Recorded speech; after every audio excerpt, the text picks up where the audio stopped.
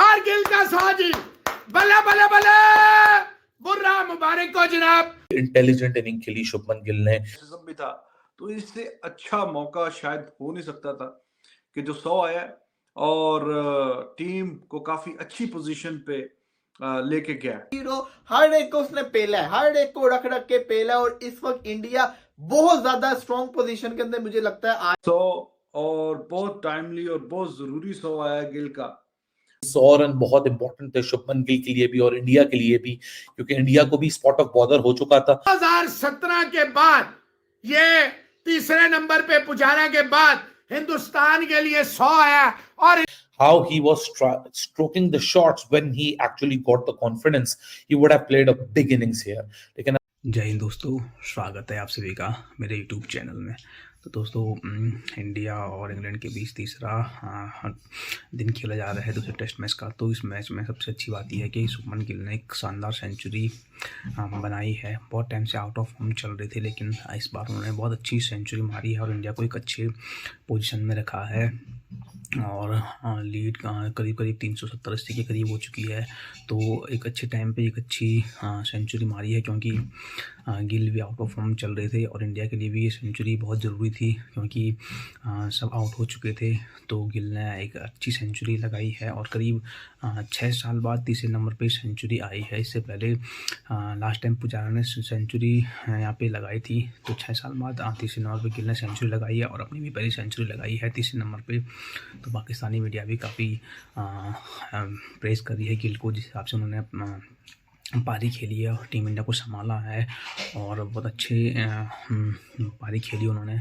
तो और क्या कहा पाकिस्तानी मीडिया ने, देखने के लिए शुरू करते हैं ये वीडियो। तो इनिंग्स के अंदर 2-2 आए हैं। जी हाँ, शुभमन गिल की शानदार किस्म की बल्लेबाजी, 4 आउट हो चुके हुए थे, बाकी एक चांस मिला गिल को, लेकिन उसने सही यूटिलाइज किया, बड़े 100 के अंदर तब्दील किया। 132 बॉलों के ऊपर उसने 100 स्कोर किया है। इसका मतलब ये है कि उसने तेज भी खेला है, बेसबॉल को पूरी टक्कर भी दी है। Shubman Gill the Prince of India, जिसको फेमस है प्रिंस के नाम से, बड़े अरसे से आउट ऑफ फॉर्म था। लेकिन आपको याद होगा पहली इनिंग्स में जब इसने बल्लेबाजी की थी, मैंने तब भी कहा था मुझे गिल जो है ना वो टच के अंदर नजर आया। गिल ने जितने भी रन किए थे बड़े अच्छे टच के अंदर किए थे और गिल जो है ना अगली इनिंग्स में कुछ करके दिखा सकता है और वही हुआ। सेकंड इनिंग्स के अंदर शुभमन गिल को एक थोड़ा सा, जिसको कहते हैं ना, लक ने, किस्मत ने साथ दिया और शुभमन गिल ने बड़े 100 के अंदर तब्दील कर दिया। फिर चाहे वो एंडरसन हो, हार्टली हो, रेहान अहमद हो, बशीर हो, हर एक को उसने पेला है, हर एक को रख रख के पेला है और इस वक्त इंडिया बहुत ज्यादा स्ट्रॉन्ग पोजीशन के अंदर मुझे लगता है आ चुकी हुई है। और इंग्लैंड का इस वजह से कहता है ना बुरा हाल है। इंग्लैंड कोशिश करेगा कि as soon as possible India को बहुत जल्दी आउट कर ले, लेकिन इंडिया के पास जो रन आ गए, ये बहुत ज्यादा रन हो चुके हैं और इंडिया की जो पोजीशन है इस वक्त मेरी नजर के अंदर काफी ज्यादा स्ट्रॉन्ग हो चुकी हुई है। जी हाँ, इंडिया इस वक्त जिसको कहते हैं ना फेवरेट नजर आ रहा है। अब सब कुछ डिपेंड करता है कि इंडिया इसको किस मौके के ऊपर फिनिश करेगा, कहां तक और लेके जाएगा, कितने रन और जोड़ेगा, 40-50 और रन जोड़ देगा या 60-70 और जोड़ देगा। और अगर इतने रन जुड़ गए तो फिर इसके बाद इंग्लैंड का क्या हाल होगा और इंग्लैंड को कितना मुश्किल होने वाला है फोर्थ इनिंग्स के अंदर चेस करना, वो भी जसप्रीत बुमराह, अश्विन, इसी के साथ साथ अक्षर पटेल, कुलदीप यादव, इन सबको फेस करना। तो ये आसान नहीं होने वाला, बेसबॉल के लिए बड़ा मुश्किल होने वाला है। बात करेंगे जी शुभमन गिल के ऊपर। शुभमन गिल ने क्या शानदार किस्म की बल्लेबाजी की। देखिए इसमें कोई शक नहीं है, मैं पहले भी कहा था प्लेयर तो अच्छा है, इसमें कोई शक नहीं है। 1 अरब 40 करोड़ के अंदर से ये 11 लड़के सिलेक्ट होकर खेल रहे हैं टीम के अंदर। मैं ये बात करता हूं, मैं इसलिए करता हूं क्योंकि इनमें कोई ना कोई तो खासियत है ना, जो 1 अरब 40 करोड़ के अंदर से ये चूज किए गए हैं। मैं अभी भी कहता हूं श्रेयस अय्यर भी अच्छा खिलाड़ी होगा, लेकिन उसका भी जिसको कहता है ना टेम्परामेंट बड़ा छोटा है, वो हिट करने के चक्कर में आउट होता है। भाई तू अपने आपको प्रॉपर टाइम दे ले। आज भी उसने खच मारी श्रेयस अय्यर ने। इसी के साथ साथ रोहित शर्मा को तो मैं क्या ही बोलूं ना, रोहित शर्मा की तो किलियां ही उड़ती है। और एंडरसन को तो सल्यूट है भाई, जितनी उनकी एज होगी हुई है, जितना उनको एक्सपीरियंस है, इतने बड़े बल्लेबाज को, रोहित शर्मा जैसे एक्सपीरियंस बल्लेबाज की किलियां उड़ाना कोई आसान चीज नहीं है। और एंडरसन ने क्या बॉल फेंका था, उसके बाद जायसवाल को भी आउट किया, फिर आपके रेहान अहमद और हार्टली ने विकेट निकाल ली। तो इंग्लैंड जो थी वो काफी अच्छी नजर आ रही थी। देखा जाए तो रजत पाटीदार आज भी कुछ नहीं कर पाए, हालांकि मैं समझता हूं कि इसको आगे और चांस मिलना चाहिए, आगे जाके और परफॉर्मेंस करके दिखा सकता है। बट हीरो थे शुभमन गिल का साथ दिया अक्षर पटेल ने। अक्षर पटेल ने बड़े यूजफुल रन्स किए हैं। जो कहते हैं ना, मैं समझता हूँ शुभमन गिल के सपोर्ट भी किया, उसको ऊपर से प्रेशर रिलीज किया है। अक्षर पटेल की आपको पता है आदत का, वो जिसको कहते हैं ना रुकता नहीं है, वो मारता रहता है। लेकिन शुभमन गिल की खासियत ये थी, शुभमन गिल ने जो 100 मारा है ना, शुभमन गिल ने वो वाला 100 नहीं मारा 200 बॉलों के ऊपर 100 वाला, वो वाला 100 नहीं मारा 180 बॉलों के ऊपर 100 वाला। शुभमन गिल ने 100 मारा है 132 बॉलों के ऊपर 100 मारा है। इसको जरूर माइंड के अंदर रखें, तेज खेला है। आप ये देखें कि अब इंटरनेशनल टेस्ट क्रिकेट जो है ना, वो कहां पे जा रही है। अब जो 100 आ रहे हैं वो तेज आ रहे हैं। जायसवाल का जो 200 था वो भी इस तरह का ही था, जायसवाल ने भी ज्यादा बॉल्स नहीं लिए थे।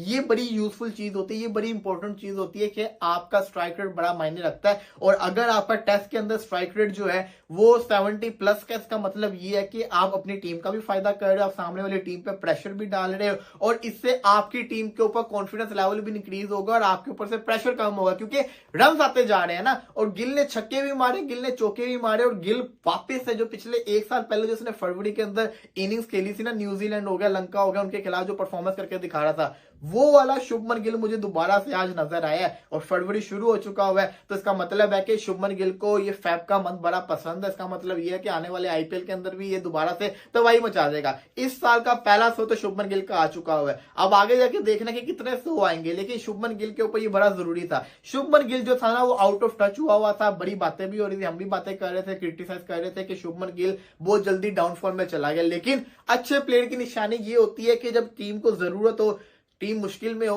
उस वक्त ऐसी परफॉर्मेंस करके दिखाओ कि आपकी टीम का फायदा हो। तो शुभमन गिल ने वो परफॉर्मेंस करके दिखाई है। शुभमन गिल ने वो वाला जो काम था ना, वो करके दिखाया और अपनी टीम का फायदा करवाया। ये बड़ी चीज इंपॉर्टेंट होती है। अब शुभमन गिल इसको, जिसको कहते हैं ना, इस इनिंग्स को कितना मेमोरेबल उन्होंने बनाया है, ये तो बात की बात है। लेकिन शुभमन गिल ने बड़ी शानदार किस्म की इनिंग्स खेली, और मैं समझता हूँ कि शुभमन गिल जो है ना, इस वक्त फॉर्म के अंदर आना बड़ा जरूरी था। अगले जो 3 टेस्ट मैचेस है ना, वो बड़े इंपॉर्टेंट है, क्योंकि विराट कोहली तो तीसरे टेस्ट मैच में मुझे नजर नहीं आ रहे खेलते हुए, जडेजा भी रूल आउट हो चुके हैं, वो भी पूरी टेस्ट सीरीज मुझे खेलते नजर नहीं आ रहे, केएल राहुल शायद दोबारा वापस आ जाए। तो शुभमन गिल का फॉर्म के अंदर आना बड़ा जरूरी है इंडिया के पॉइंट ऑफ व्यू से। आई डोंट नो ये वाला मैच इंडिया जीतेगा या इंग्लैंड जीतेगा, क्योंकि इंग्लैंड कुछ भी कर सकता है और किसी को कुछ नहीं पता इंग्लैंड क्या क्रिकेट खेल जाए, कुछ भी हो सकता है। लेकिन फिलहाल के लिहाज से जो इंडिया की परफॉर्मेंस रही है, ट्रूली डोमिनेटिंग रही है। इंडिया के बल्लेबाजों ने दोनों इनिंग्स में रन किया है। होता यह था कि इंडिया के बल्लेबाज एक इनिंग्स में रन करते थे, एक इनिंग्स में मुश्किल करते होती थी, इनको कोलैप्स कर जाते थे।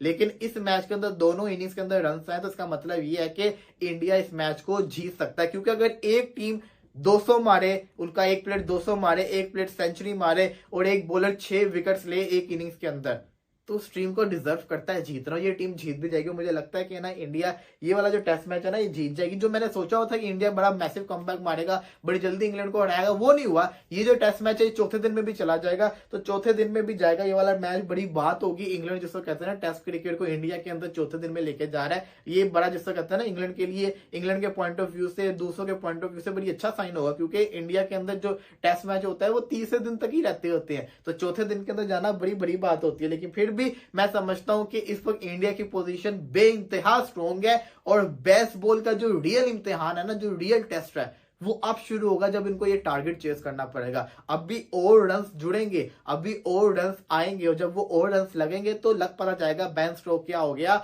जो रूट क्या हो गया, इनकी शक्लें बन के रह जाएंगी। तो ये देखना बड़ा जरूरी होगा, बशर्ते यहाँ पे इंडिया कितने और रन्स जोड़ता है। फिलहाल के लिहाज से तो इंडिया काफी स्ट्रॉन्ग है। मुबारकबाद हो गिल के फैंस को, शानदार किस्म की उसने सेंचुरी मारी है। और सबसे मजे की जो इसकी सिग्नेचर शॉट्स होती है, जो ये खेलता है, क्या खूब खेलता है। तो दिल